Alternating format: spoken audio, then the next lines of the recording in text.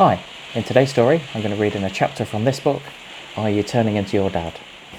Now my boys found it quite amusing when they gave it to me for my birthday.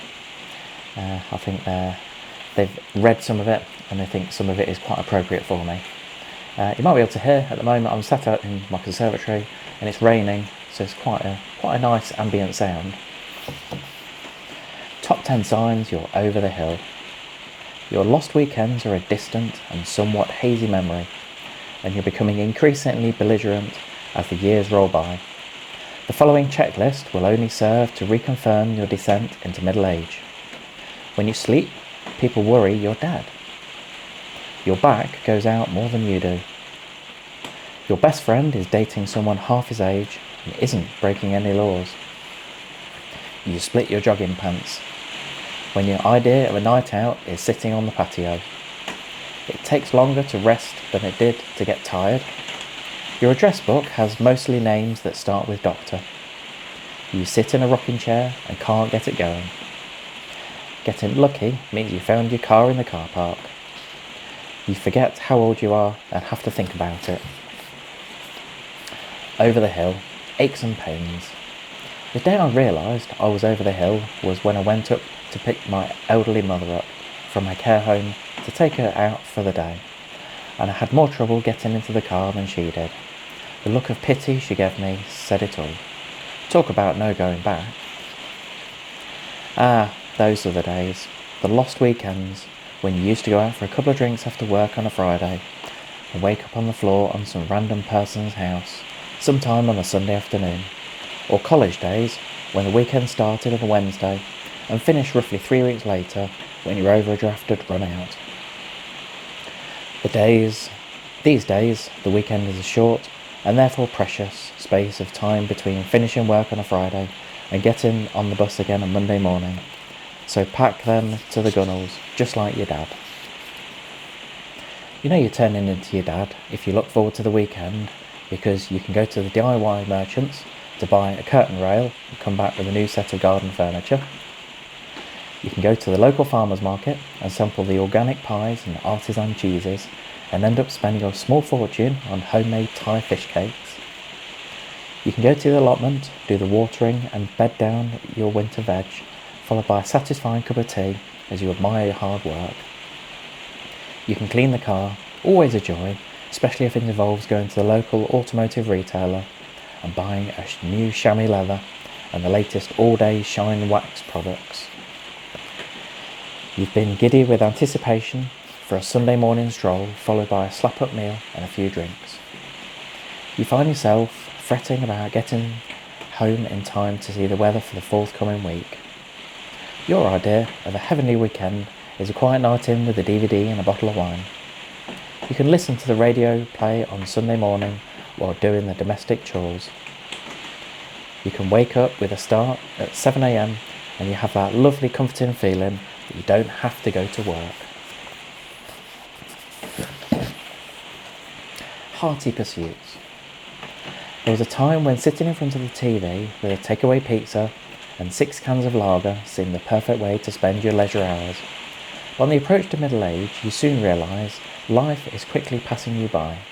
So it's therefore time to do something more constructive instead. A common sign that you're turning into your dad is to develop an interest in gardening. Never having had the slightest of leanings towards being in any way green-fingered, suddenly the garden offers an escape from the domestic toil and workplace troubles. Spouses or partners will find it hard to criticise you for devoting time and little energy to the horticultural arts, be it mowing the lawn, trimming the hedges, or growing your own fruit and vegetables. A few precious hours each week of solitary peace will set you firmly on the path of righteousness.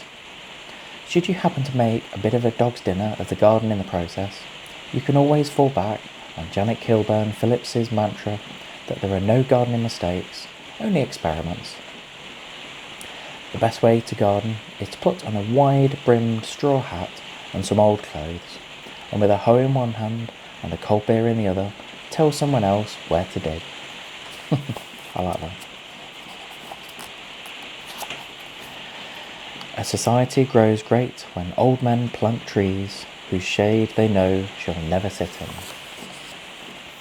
in. Researching your family history. Perhaps you always considered yourself the black sheep of the family. Maybe you harboured thoughts of greatness in your youth. The onset of middle age has brought with it the realisation that all those dreams have long since passed, and so it's time now to turn its former glory by researching your family history, discovering that a distant relative may have fought at the Battle of Waterloo, or an ancient ancestor of a footman to the Earl of Queensberry provides some small comfort against that nagging feeling that your life has been fairly unfulfilled. There is also some scope for poetic licence, with the flimsiest morsels of information blown out of all proportion as you trawl through public record libraries and online genealogy websites in your quest to prove that at some point in the past a member of your family did something significant. I got a bit worried when my dad suddenly started researching the family history. I thought, what if he uncovers some unpleasant skeletons, like finding out our family were involved in the slave trade or were Nazi collaborators? In the end, I realised he was probably just trying to make sense of it all, and no doubt it'll get to that point soon too. Visiting old relics. Many a childhood family holiday was blighted by visits to old relics, like churches and castles. The nearest you ever got to a theme park was a rickety old roller coaster on the seafront, for which the term health and safety was created. However, the despair you felt as a child being dragged around country houses, despondently ticking off boxes in I Spy books, was greatly and actually a preparation for later life. You too can now subject your family to long and fretful car rides in search of places of dubious interest and educational value. It's a great way of reliving all those mundane public holidays of your youth.